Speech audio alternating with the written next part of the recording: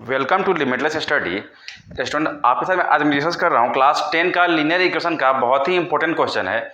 ऐसा क्वेश्चन आपको maximum board exam में देखने को मिलेगा। देखिए, तो क्वेश्चन है कि Ritu can row down stream 20 kilometre in 2 hours and up stream 4 kilometre in 2 hours.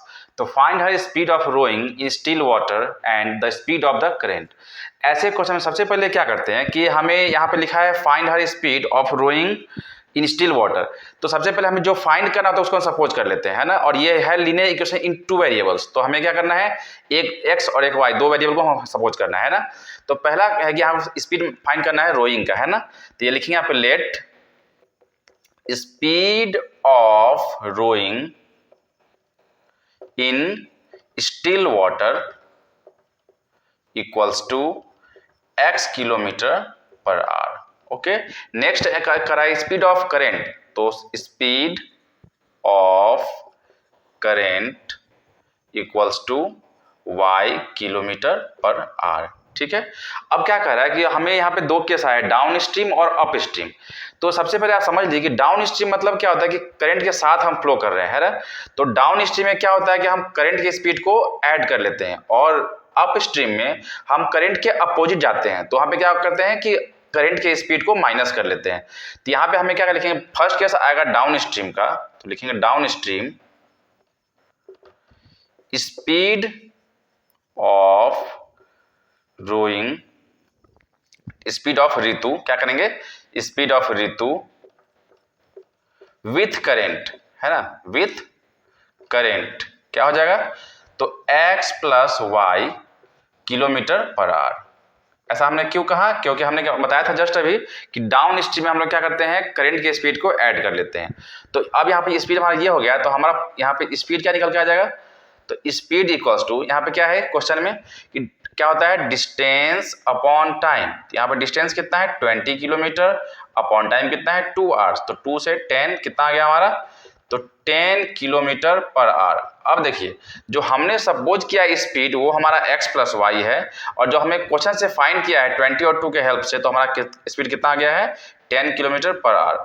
तो हमारा यहाँ पे क्या हो जाएगा, फर्स्ट इक्वेशन कि x प्लस वाई किसके इक्वल है, 10 के इक्वल है। तो हमें लिखेंगे यहाँ पे x प्लस वाई इक्वल 10, ये हमारा हो गया फर्स्ट इक्वेशन। अब हम चलते हैं अप स्ट्रीम में, है ना। तो अप स्ट्रीम में क्या होता है, देखिए अप स्ट्रीम में क्या करेंगे, तो फिर से हमारा speed of Ritu, speed of Ritu कैसे निकालेंगे, तो विथ करेंट, है ना, विथ करेंट क्या हो जाएगा, तो x, और यहाँ पे क्या करेंगे हम लोग, अप स्ट्रीम मतलब क्या होता है कि करंट के अपोजिट में। तो हमें क्या करेंगे, करंट की स्पीड को माइनस कर लेंगे, x minus Y kilometre per hour. अब यहाँ पे हमारा डिस्टेंस क्या हो जाएगा बताइए, तो यहाँ पे स्पीड इक्वल टू क्या होता है, फिर से डिस्टेंस अपॉन टाइम। डिस्टेंस कितना है, यहाँ लिखा हुआ है देखिए 4 किलोमीटर इन 2 आवर्स। तो 4 अपॉन 2 कितना हो गया 2। तो यहाँ पे आ गया हमारा 2 किलोमीटर पर आवर। तो यहाँ पे क्या हो जाएगा बताइए, तो दूसरा इक्वेशन हो जाएगा x minus Y equals to 2। ये हमारा हो गया सेकेंड इक्वेशन। ठीक है, अब इसको हम सॉल्व करते हैं। तो अब देखिए हमारा एक इक्वेशन आया था x प्लस वाई इक्वल 10, और दूसरा इक्वेशन आया था x माइनस वाई इक्वल 2। अब हम क्या करते हैं, दोनों को ऐड कर लेते हैं यहाँ पे, है ना। तो लिखते हैं, पहले में क्या करते हैं, ऐड करते हैं। तो y से y क्या हो गया, कैंसिल। तो 2x इक्वल्स टू 10 प्लस 2 12। तो x equals to 12 upon 2 that is 6 kilometre per hour. अब क्या है, y के लिए आते हैं, तो हमारी फर्स्ट इक्वेशन है, हम इसमें आ जाते हैं फ्रॉम फर्स्ट। तो हमारा क्या हो जाएगा, x plus Y equals 10।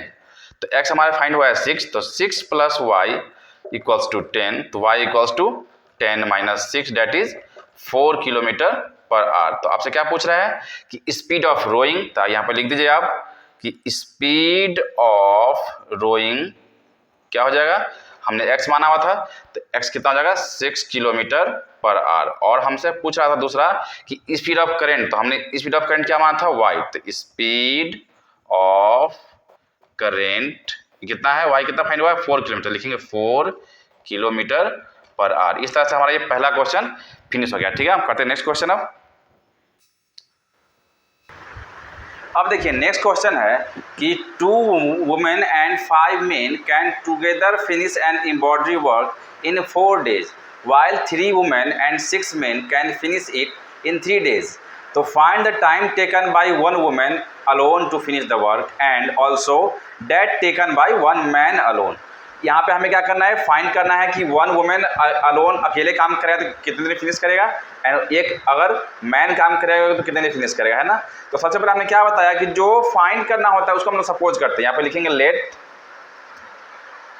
Time taken by 1 women alone equals to x days और time taken by 1 man alone equals to क्या हो जाएगा y days।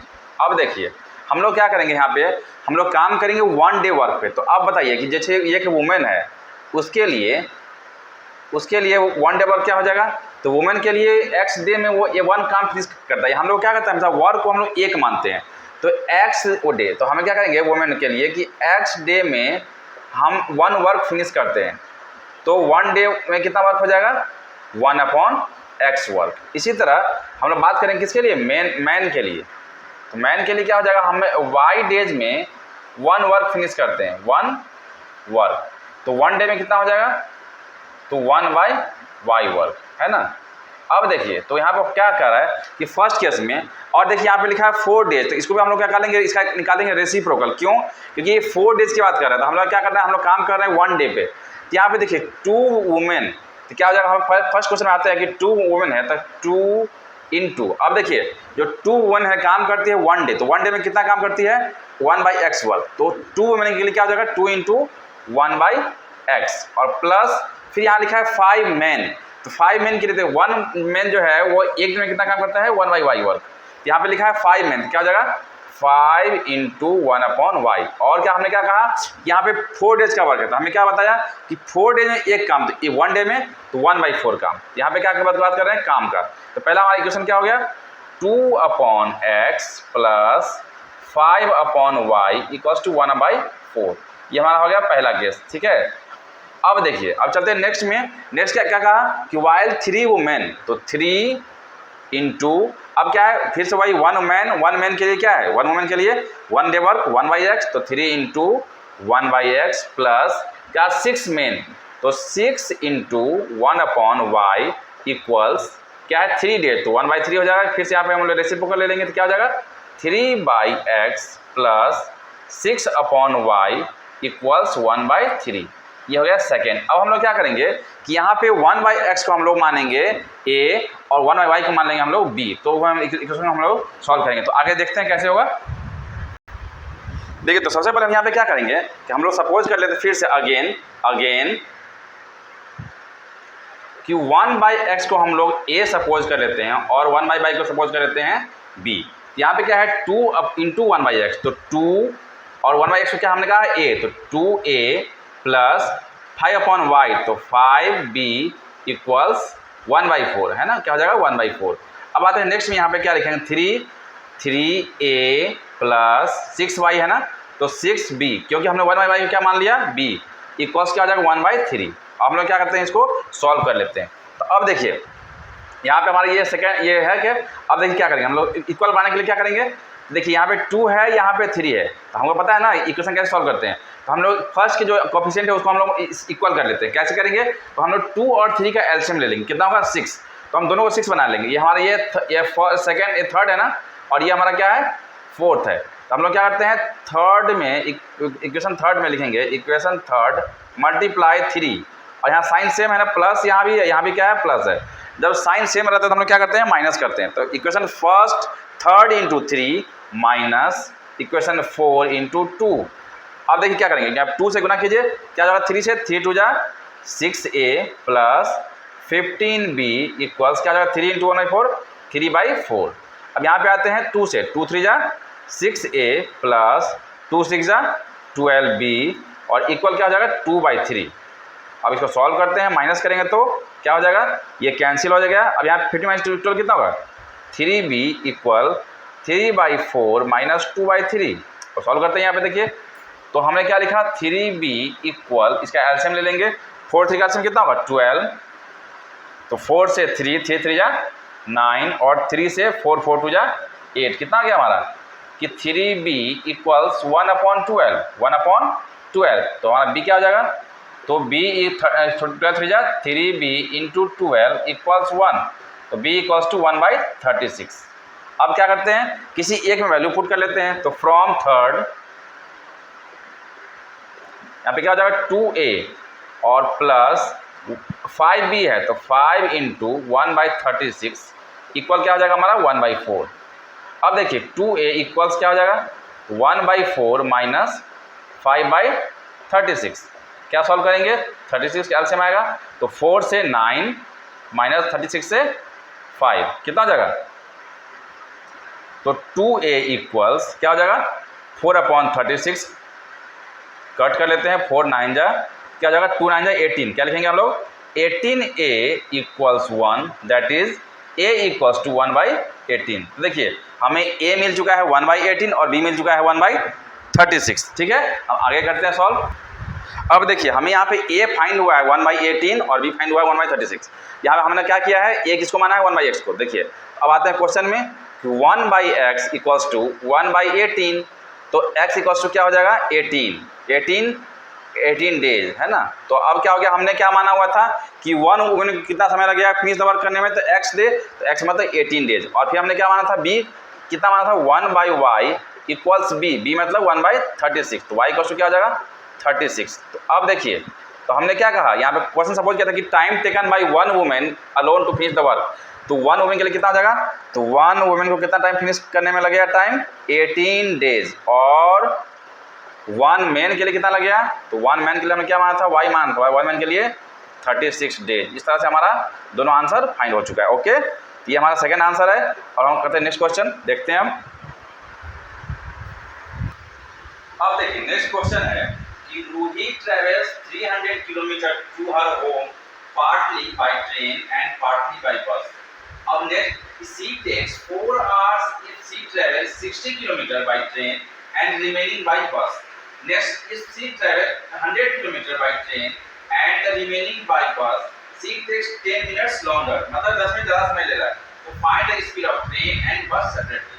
मैं बार बोलता हूँ, जो हमें फाइंड करना होता है हम लोग वही सपोज करते हैं।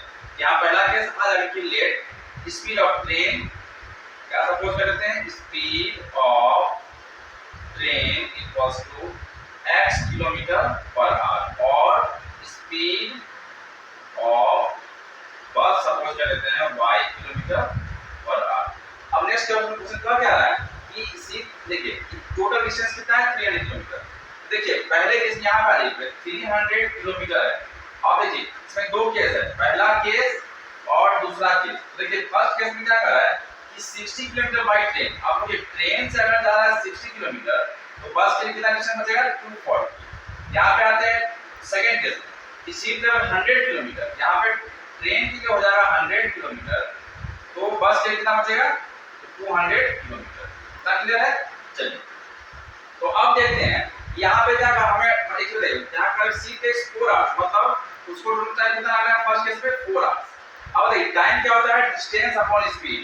तो डिस्टेंस यहाँ पे कितना है, फर्स्ट केस में 60 है ट्रेन के लिए, तो 60 अपॉन, और स्पीड कितना है बस का ट्रेन का x, तो 60 बाई x प्लस, अब हमें बस से कितना समय लग रहा है, तो बस के लिए क्या फॉर्मूला है टाइम डिस्टेंस अपॉन स्पीड। तो डिस्टेंस हमारा कितना है, यहाँ पे कितना है बस के लिए 240, तो 240 अपॉन, और बस का स्पीड कितना है y। तो अब देखिए ये हमें टाइम लग रहा है ट्रेन के द्वारा 60 अपॉन x, और बस के द्वारा क्या लग रहा है 240 अपॉन y, और टोटल टाइम कितना लग रहा है 4 hours। हमारा ये पहला इक्वेशन हो गया। अब देखिए यहाँ हम लोग करते हैं क्या है, सबसे पहले देखिए यहाँ पे हम लोग क्या करते हैं कि 1/x को a मान लेते हैं और 1/y को b मान लेते हैं। तो यहाँ पर हम क्या होगा 60a plus 240b equals to 4। ये हमारा पहला केस। अब देखिए अब यहाँ पे क्या है, नेक्स्ट क्वेश्चन है कि इसी नेक्स्ट पार्ट में कि सी ट्रेवल 100 किलोमीटर। अब ये चाहते हैं, अब यह देखिए यहाँ पे कितना हो जाएगा, तो यहाँ पे 100 किलोमीटर बाय ट्रेन, तो टाइम कितना है डिस्टेंस अपॉन स्पीड कितना है ट्रेन का, तो x माने हुए ना, तो 100 अपॉन x प्लस y के लिए देखिए बस के कितना डिस्टेंस है, रिमेनिंग डिस्टेंस है 200 अपॉन स्पीड कितना है बस का y, और देखिए टाइम कितना लग रहा है, कह रहा है कि 10 मिनट्स लॉन्गर, मतलब यहाँ पे लगा था 4 आवर्स, यहाँ कितना हो जाएगा, तो 4 आवर्स प्लस 10 मिनट है। देखिए 10 मिनट को हम लोग क्या करते हैं 60 डिवाइड करेंगे, क्यों, इसको हम लोग आवर्स में कन्वर्ट करेंगे, क्यों, क्योंकि देखिए यहाँ पे हमारा ये 4 आवर्स जो है वो आवर्स में, ये 10 मिनट है, हम लोग क्या करेंगे इसको कन्वर्ट कर लेंगे, 10 सीधा 60 कितना हो गया, तो 4 प्लस 1/6 क्या हो जाएगा, कैरी लीजिए तो 6 है 24 प्लस 1 कितना हो गया 25/6, और मैंने क्या किया यहाँ पे 1/x को ये माना हुआ है, यहाँ हो जाएगा 100a plus 200b equals to 25/6, ये माना हुआ है ना सेकंड। तो हम सॉल्व करते हैं, आगे देखते हैं। अब देखिए आगे देखते हैं कि हमारा पहला इक्वेशन क्या आया है 60a प्लस 240b। अब देखिए यहाँ पे क्या करना है, दोनों को सेम करना है, तो सोचिए 60 और 100 का एलसीएम कितना आएगा 300। अब देखते हैं, देखिए तो 300 लाने के लिए क्या करना पड़ेगा बताइए, तो यहाँ पे देखिए थर्ड में हम लोग क्या करते हैं थर्ड इंटू, और देखिए साइन सेम है दोनों का प्लस है, तो हमें क्या करना पड़ेगा माइनस करना पड़ेगा, तो 60a तो इसमें क्या करेंगे 5 से मल्टीप्लाई करेंगे और माइनस सेकेंड इंटू 3, यहाँ हो जाएगा 60 300, यहाँ हो जाएगा 100 3 300, आते हैं 5 से गुना कीजिए कितना होगा, तो 300a प्लस 240b करेंगे कितना होगा 500 5 4 जा 20 5 जा 12 कितना 1200b इक्वल्स टू 5 4 जा 20, ये हो गया हमारा। इसमें आते हैं 3 से मल्टीप्लाई कीजिए, तो 300a प्लस 300 से 600b इक्वल 3 से गुना करेंगे कितना हो जाएगा, तो 25/2 कितना हो जाएगा 25/2, माइनस कर लेते हैं, ये माइनस ये माइनस ये माइनस, अब देखिए ये कैंसिल हो गया, अब 206 से माइनस करेंगे कितना होगा 600b इक्वल 20 माइनस 25/2। अब सॉल्व कर लेते हैं, यहाँ पे देखिए यहाँ क्या हो जाएगा बताइए कि 600, चलिए अभी यहीं पर पहले इसको सॉल्व करते हैं, 600b इक्वल्स, इसको कैरी ले रहे एलसीएम 1 से 2 2 से 20 2 जा 40 माइनस 2 से 25 कितना हो जाएगा, तो 600b इक्वल्स टू 15/2। b कैसे फाइंड करेंगे, देखिए b इक्वल्स टू क्या हो जाएगा, तो b इक्वल्स टू 15 अपॉन, और ये दोनों कहाँ चला जाएगा नीचे चला जाएगा 600 इंटू 2 कितना हो जाएगा, तो पहले कट कर लेते हैं 15 से, 15 4 जा 60 0 कितना हो जाएगा, b इक्वल्स टू 1/80 आ गया। अब हम लोग किसी एक में वैल्यू पुट कर लेते हैं, तो from third 60a plus 240 into B कितना है 1/80 इक्वल्स टू कितना आ रहा है 4, कैंसिल कर लेते हैं 20 से 0 0 कैंसिल 8 3 जा कितना आ गया, तो 60a इक्वल्स टू 4 माइनस 3, तो a इक्वल्स टू 1/60। अब देखिए हमारा a आ चुका है 1/60 और b आ चुका है 1/80। अब देखिए हमने क्या माना हुआ था कि हमने यहाँ पे माना था स्पीड ऑफ ट्रेन, क्या माना था कि देखिए 1/x को हमने माना था 1/, देखिए 1/x यहाँ पे आ जाइए आप, ठीक है पहले इसको देख लीजिए, a और b हमें फाइंड हो चुका है ना, आगे देखते हैं अब देखिए हमने 1/x को माना था a, तो 1/x इक्वल्स टू 1/60, क्या माना था हमने 1/x को हमने a माना था, यहाँ पे क्या होगा 160, x इक्वल्स टू क्या हो जाएगा 60 किलोमीटर पर आवर, वो किसका स्पीड हमने माना था ट्रेन का स्पीड, तो लिखेंगे यहाँ पे speed of train equals to 60 kilometre per hour. अब नेक्स्ट हमने क्या माना था, तो 1/y को हमने माना था b कितना फाइंड हुआ हमें 1/80, तो 1/y इक्वल्स टू 1/80, तो y क्रॉस करेंगे क्या हो जाएगा y इक्वल्स टू 80, और y का स्पीड हमने क्या माना था, y माना था बस के स्पीड को, लिखेंगे speed of bus equals to 80 kilometre per hour. इस तरह से हमें स्पीड ऑफ ट्रेन फाइंड हो गया और स्पीड ऑफ बस फाइंड हो गया। दोस्तों आज हमने 3 क्वेश्चन इंपॉर्टेंट क्वेश्चन जो था तो आपके लिए वो हमने डिस्कस किया है। अब नेक्स्ट को वीडियो फिर लेकर आएंगे जिसमें ऐसा क्वेश्चन करेंगे जो आपके एग्जाम के लिए काफ़ी इंपॉर्टेंट हो। तो आपका क्वेश्चन, हमारा सारा क्वेश्चन अगर आपको अच्छा लगा हो तो हमारे चैनल को सब्सक्राइब कर लेंगे और लाइक करना नहीं भूलेंगे। Okay, thank you.